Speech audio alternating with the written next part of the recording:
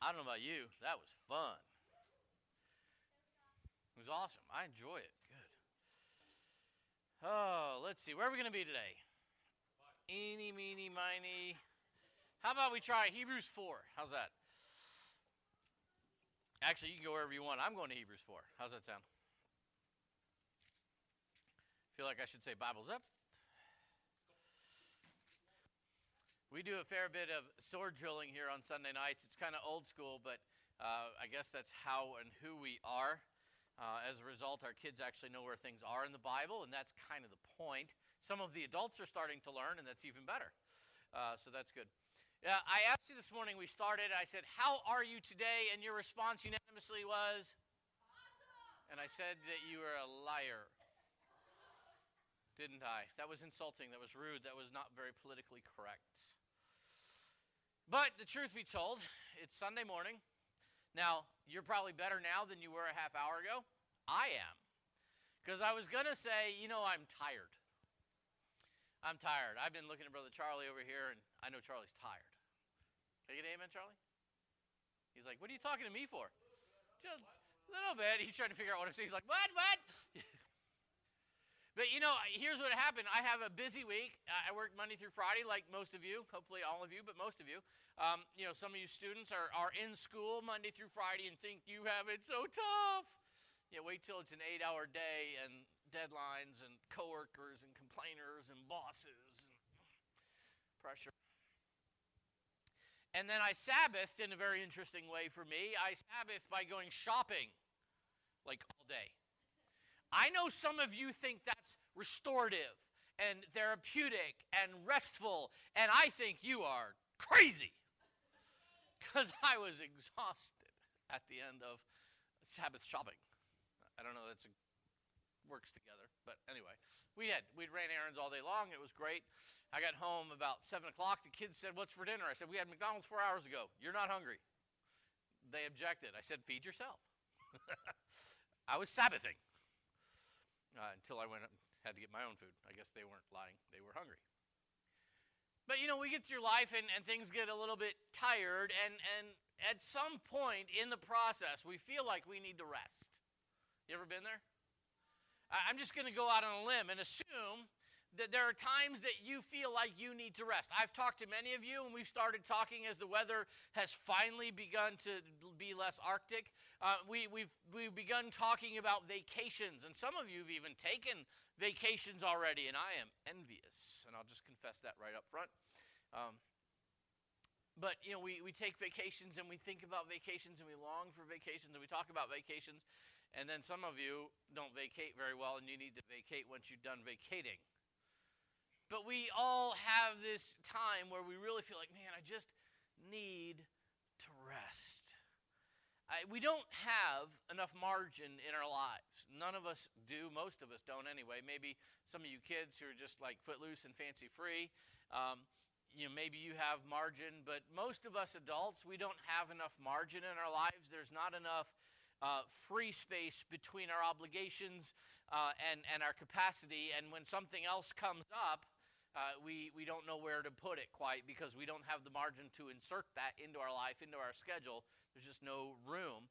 And usually what happens is if it's urgent, it gets shoved in, something else gets pushed out, moved around something, and our stress levels go up. And that's just kind of how we live. It's not a good way to live, but it's kind of the American way, at least in the 21st century. We just live without much margin and always needing really to feel some rest. Are you there? Now, don't rest now. I know these pews are comfortable, but there's lights on. It's not as bright as it could be. I can get louder. If you start to nod off, I will. I'm just kidding. Sort of. But this is not something that is unique, I don't think, to 21st century America, 21st century Western life, 21st century life in general. I think it is part of the human condition that we always try to over-program in our desire to be accomplished, in our desire to be relevant, in our desire to be helpful, in our desire to serve. We end up serving and doing and scheduling more and more and more, and rest becomes that much more and more and more appealing to us. because we experience it so infrequently. The Apostle Paul, whom I believe wrote the book of Hebrews, actually addressed this in Hebrews chapter 4, and so we've titled this, Today is the Day of Rest. And I don't mean take a nap during the message, although I guess if you're that tired, go ahead. I'm kidding. That time I really am kidding. Today is the day of rest, and he really dealt with it as we look at these first 11 verses. So Hebrews chapter 4, let's jump right into verse 1, and we find here that there is a promise of rest. And he says simply this way, therefore, since a promise remains of entering his rest, let us fear lest any of you seem to have come short of it. Now, the first thing that should grip your attention as we read this verse is the word what? Therefore, and there is a rule that I will continue to pound on you as much as I can. When you see the word therefore in the Bible, you need to find out what it's there for, because it's always hinges upon an argument that has just happened previously. Now, we've been talking about Hebrews chapter 3, but Paul does something unique and very helpful in this. What's the next word? Since. So instead of having to look backward, he's going to tell us what he just covered that he's talking about. So you actually don't have to read backwards here. You can keep reading. Therefore, since, here's going to sum up what he's talking about. Since there is a rest, he tells us this is what I'm building on. There is a promise of rest. God has given us a promise of rest. And since he has given us a promise of rest, what is rest? We should answer this right off from the beginning, because we're going to talk about rest. We're going to use the word rest, and we need to think about, what are we talking about? Are we talking about vacation? Are we just talking about a nap? Are we talking about a pause? Or what are we talking about? Because I don't know about you, but my schedule doesn't have much rest time in it. Yeah, I got half calf today. I'm trying to slow down. Rest, the way that Paul uses the word rest, is a place to settle that is safe, quiet, and peaceful. And most of us are going, well, where's that? Because that's where I'd like to go. Because, my house is not a place of rest. A place of safe. Now, hopefully my house is safe. Quiet. I have 6 kids. It's never quiet. They don't even sleep quietly. Half of us snore. It's loud at night.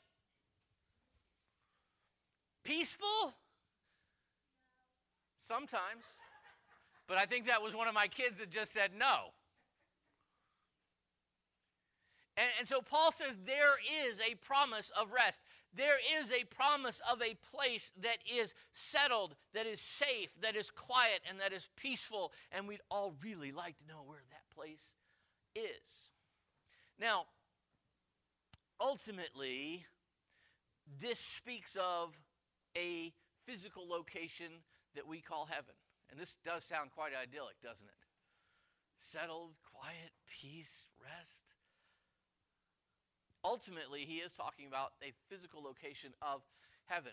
But more pertinently, more right now, appropriately to us in this moment, it's not an actual physical place so much as it is a way of existing. It is a place within our own life. It is a place within our busy schedule. It is a place within the chaos that is home. It is in a place that is within the turbulence that is work. There is this place that exists in all of these places that is settled and quiet and safe and peaceful. A place of rest. Now, what's interesting about this rest, and actually very noteworthy about this, we're going to find in verse 4 in just a minute here, God entering into rest. And when God enters into rest, it's something that's very active. He actively enters into rest. But what's most telling and most, I think, important for us is that the rest of the time that we see this word rest in there, it is not an active voice. It's actually in a passive voice. Which means it's not a matter of us entering into rest actively. It is a matter of us receiving rest. It is a matter of God causing us to rest. When God rests, it's active. He does it. We seem to lack the capacity, and so it is a passive thing. We don't actively go into rest. We passively receive rest from God. It's not something that we have to enter into. It's something that God puts us into. It's not something we can do for ourselves. It is something that he does for us. And that's probably the most telling, pertinent, important point of this rest. It's everywhere available. It's a place of safety, quiet, peacefulness, rest that God causes us to enter into. But there's a warning in this verse as well. You see that there? Since the promise remains of entering into his rest, what? Let us fear lest any of you seem to have come short of it. There should be a sense at which we desire to enter into God's rest, but we would worry that we might not actually enter into his rest, that something might happen that would keep us from knowing and experiencing the rest of God. And so there is a warning here because, again, we don't live with a lot of margin. We don't live with a lot of opportunity. We don't live for a lot of space where God could say, here, let me transition you readily into this moment of peace, into this moment of rest. And so he says there should be a sense of fear on our part that we might miss the rest of God. Because if we don't experience rest from God, are we going to experience rest? Not really, are we? We're really quite bad at that. And so we need to fear, lest we should come short of the promise of rest. Now, there are a number of ways that he is going to go into a little bit of detail, saying there are a number of ways that we can come short of entering into God's rest. And so he goes through, and the first one he's going to tell us about is through having a lack of faith. Some of you are listening to this, you're like, I don't believe God can give me rest. I'm so stressed out of my mind, you have no idea. And I may not. And we just simply don't believe that God could cause us to rest through a lack of faith. And he says it this way in verse 2, if we were to continue reading. He says, for indeed the gospel, the good news, and isn't rest good news? I don't know where you are today, but when I read about God giving me rest, that's good news. When I read about eternal rest, place of heaven, that's good news because hell is hotter than even I like. And I like hot weather. And having rest in this life is good news because I don't get enough of it. And so he says in verse 2, for indeed the gospel was preached to us as well as to them. But the word which they heard did not profit them, didn't bear any fruit in their lives, not being mixed with faith in those who heard it. They heard it, but they did not believe it. For we who have believed do enter that rest, as he said. We hear it, we believe it, we enter into the rest, just as he said, so I swore in my wrath, they, the people who didn't believe, shall not enter my rest. Although the works were finished from the foundation of the world, for he has spoken in a certain place of the seventh day in this way, and God rested on the seventh day from all his works. You think about the days of creation. Day 1, God created. Day 2, God created. Day 3, God created. Day 4, God created. Day 5, God created. Day 6, God created. On day 7, God created my favorite thing in the world, the nap! Anyway, some of you found that funny. Some of you are just laughing at me. I'm actually good either way. Verse 5. And again, in this place, they shall not enter my rest. And he says, look, there is through a lack of faith, we can fail to enter into the promise of God. The rest of God, rather. The promise of rest has to be combined with belief in order for it to become effective. And so Paul's testimony is, those who believe enter into rest. Those who don't believe don't enter into rest. But when you think about it, why wouldn't you believe? And this is the part where he says the works of God are already established from the foundations of the world. Now let me ask you a question about God and about his existence. We talk about God being eternal. And can we, and this is a stretch, can we conceive of God as being eternal, eternity being outside of and different from time? This is a struggle for many people. we talk about God being eternal. God exists in eternity. Time and eternity are not in any way similar. One has time, one doesn't. I mean, so it just throws it right out the window. And I love some people will try to talk about eternity past, which is an oxymoron. I didn't say they were. The term is. Eternity past, and then time, and then eternity future. Like you have great bookends of timelessness with a little book of time in between them. And some people conceive of God in this way, like God is riding through this little part of time with us. And he's not. God is in eternity, and time is a completely different thing. When God looks at time, he looks at the entirety of time in one single glance. When God sees the day of the earth's creation and the day of the earth's destruction, he sees them simultaneously. He does not ride through time with us. He exists outside of time. And so while we think of past and present and future, and we think of God working in the past and God working in the present and God working in the future, God says, no, I work. The works of God are settled from the foundations of the earth because God knows everything that's going to happen. How could Jesus die for all the sins of all the people who would ever live? Because God knew what they were. Even though it was people who had not been born and would not be born for thousands of years like you and I.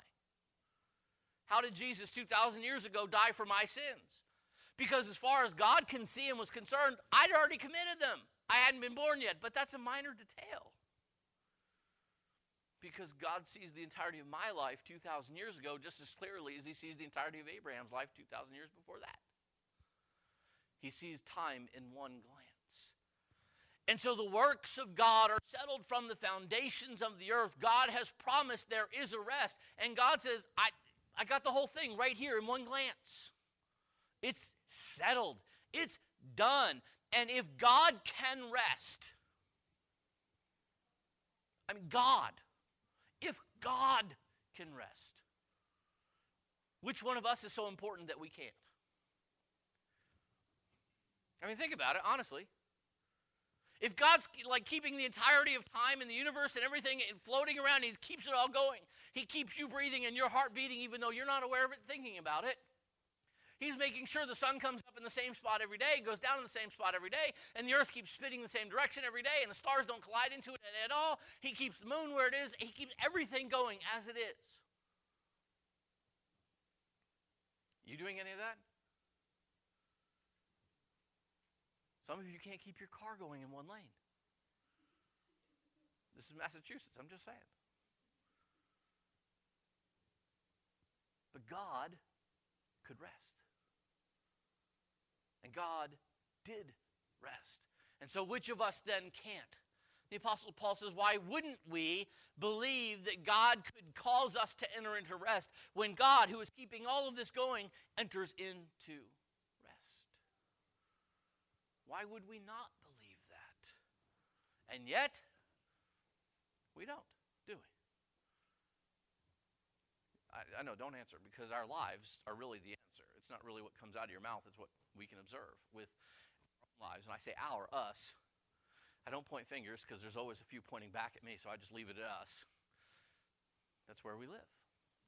And so we miss rest through disbelief. But that's not the only way that we can come short of the rest that God has.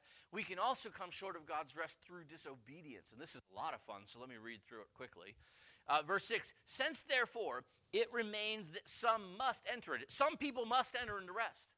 And those to whom it was first preached did not enter because of disobedience.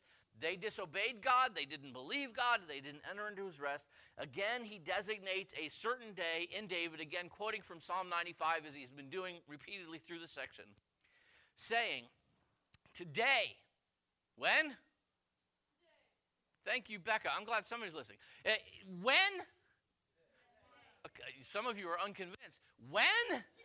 Today, right? We're talking about the sunset limit. We're talking about things that must happen today. So he says in David, today, after such a long time, today, if you will hear his voice, do not harden your hearts. You see, if we harden our hearts and we disobey God, is God going to cause us to enter into rest? Or is he going to cause us to enter into discipline? And aren't those two different things? I don't know, kids, what do you think? I'll poll my 6 kids here. Is discipline different than rest? If I'm disciplining you, isn't it different than if I'm giving you a day off? Yeah, see, look, they get it. Some of them are too shy to answer. We get that, right? If I'm disobeying God, is he going to give me nice things? He's a great God. Sometimes he still does. That's the wonder of it all.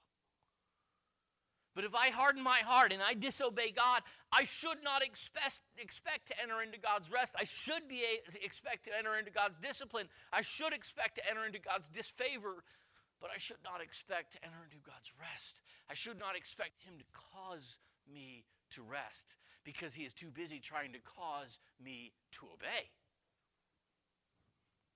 And so we can come short of God's rest through disbelief, but we can come short of God's rest through disobedience. And then he goes on with this very short verse that's packed very full, because we can actually fall short of God's rest through misplaced confidence. And he says it this way in verse 8. For if Joshua had given them rest, then he would not afterward have spoken of another day. Now, does that seem like just kind of a right angle to where we've been talking about? This seems a little bit odd. But again, he's writing, referring to whom?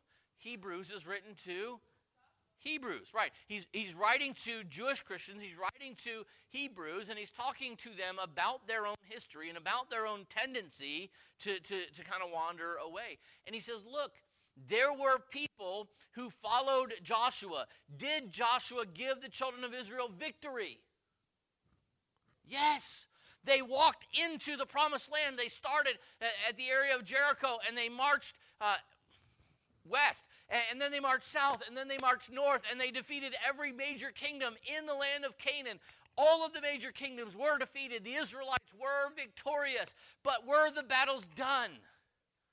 No. They broke the back of all of the powers. But then he said to the tribes, now here's your land allotments. Go in and secure your land allotments. The major battles have all been fought and won, but there are some skirmishes. There are some things you need to continue to do. And so he gave them victory, but he did not give them rest. Who was going to give them rest? God. Can we sometimes mistake victory for rest? Like, wow, we had a great service. I love great services. I love to go home on Sunday and just rejoicing that God showed up and that we had a great time of worship together, and I said something that I hope made sense, and just the whole way through, I just feel like, wow, God showed up and did something awesome. I love to go home and celebrate victories on Sunday. People get saved, and it's wow, and people their lives get changed, and it's wow, and people suddenly understand something that they didn't before, and it's wow, and I go home and I'm like, God, thank you for victory. But is victory rest? If we're not careful, we can actually confuse those two things, that victory is rest. Joshua gave the people victory, but he didn't give them rest. But Joshua's inclusion here actually opens the door to several other discussions as well, things that people have that misplace their confidence. We could have confidence in victory, but victory isn't rest. We could have confidence in our personal victories, our corporate victories, but they're not rest. We could have confidence in our ethnic or our national identity and heritage. Because for the Jew, they could say, we are superior to the rest of the world, and many of them did. Because we have the scriptures, and we have God, and we have Messiah who will eventually come. Oh, he came? We missed that. Sorry, that was kind of a cheap shot. But he was writing to Jewish Christians saying, look, you could be proud of your ethnicity and of your national heritage, and you could have confidence in that. And Paul would even say, look, if anyone could have confidence in being a Jew, I more. And he said, look, I'm like super Jew here. I'm a Pharisee. I'm a Benjamite. I'm as hardcore law-abiding Jew as you can get. And what did Paul count all of that good for? Yeah, recycling, compost. He He said, that doesn't help. And if Joshua, who forged and finished forming that national identity of Jews, gave them an identity, but that identity did not provide for them rest. You know, your identity as an American doesn't give you the right to rest. Doesn't give you the ability to rest. Here's something even crazier. Your identity as a Christian does not guarantee you rest. Because it's not in your identity. It's in what God causes you to enter into. It's not about your identity. It's about what God is doing in you. It's not in our religion. It's not in any of these things. We could misplace our confidence a half a dozen different ways. All of those ways are not going to cause us to enter into rest because it's us being active. It's us looking at some source outside of God, and God says, no, I am the source, and it's nothing that you do. It's something I do for you and something I do in you. Cause you to rest. And so we can fall short of God's rest through disbelief. We can fall short of God's rest through disobedience. We can fall short of God's rest by misplaced confidence. But still, there remains a reality of rest. And so he brings us back to this in verse 9. He says, there remains, therefore, what? Because God promised. There remains, therefore, a rest for the people of God. For he who has entered his rest has himself also ceased from his works, as God did from his. We can miss the rest, but it doesn't change the fact that the rest is there. And rest is when we cease from our works, just like God ceased from his. Again, is it something that we have to be active about, something we work into, or something that God works into us, something that we receive? Sometimes we try too hard to rest, and we need to stop trying, and we just need to start receiving God's rest. And then he says something that just turns this whole argument that I've just given you completely on its head. Because rest is passive, right? It's something that we receive from God. It's something we stop working in order to start receiving, right? We're there? You get that? Everybody? Up and down means yes. No means that. Blank look means I need to work at this. But then he says something that completely changes this. In verse 11, look what he says. Let us therefore be diligent to enter that rest. Let us work to enter into rest. Wait. Didn't you just say I don't have to work to enter into rest? Because it's kind of the point, isn't it? Resting doesn't mean working. They're kind of, and what, antonyms? Is that the right? They work against each other. Let us be diligent to enter into that rest, lest anyone fall according to the same example of disobedience, to the example of Jewish history. And so he kind of turns it on its head a little bit, and it seems like a contradiction of terms, that we would stop working and start receiving rest. But we would be diligent and work at not working and receiving that rest. And that's exactly what he just said. He said we need to be diligent. We need to work at not working and allowing God to cause us to rest.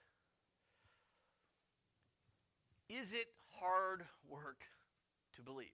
Because ultimately that's what it boiled down to. If we put our confidence in God, we obey God, we believe God, we enter into his rest. But is it hard to believe that God would cause us to rest? That can be a certain amount of work. And Paul was just trying to keep it real. He was trying to be honest with people. Look, I get where you are. I get that believing is not the easiest thing in the world. I mean, to believe that Jesus, a marginalized, homeless Jewish peasant living 2,000 years ago, got under the skin of the religious leaders of his day, and through their political machinations managed to get himself executed by Rome on a cross, and somehow in the process of that, God chose to place the sins of all the world on this person and punish him instead of us. it's a lot to take in. It's true, but it's a lot to take in. And so Paul says, let us be diligent. Let us actually do the heavy lifting of believing God. Because if we can believe God, then we put ourselves in a place where he can cause us to rest. And so it begins when we get saved. It begins when we say, okay, I believe that Jesus died on the cross in my place and for my sins. And that God punished Jesus and he absorbed all of the wrath of God. And that God can turn to me and says, I am ready, willing, and able to forgive you if you'll but ask and accept. Belief begins when we say, okay, God, I believe you. I receive Jesus to be my Savior. I believe that he took the punishment for my sins, and I receive that forgiveness and that reward that should have been his, but he allows to come to me. That's the beginning. But it doesn't just end there. And by the way, when should you do that? Oh, a couple of you got it. When should you do that? Today. Right. If you haven't, today's a good day. But it's not the end of the process. It's the beginning. It continues every day and in every way where we choose to believe or not to believe God. Because the reality is there are many people, and I have met them, there are many people who trust God with eternity, but not with time. And that's crazy in like a clinical sense. And yet we do it all the time.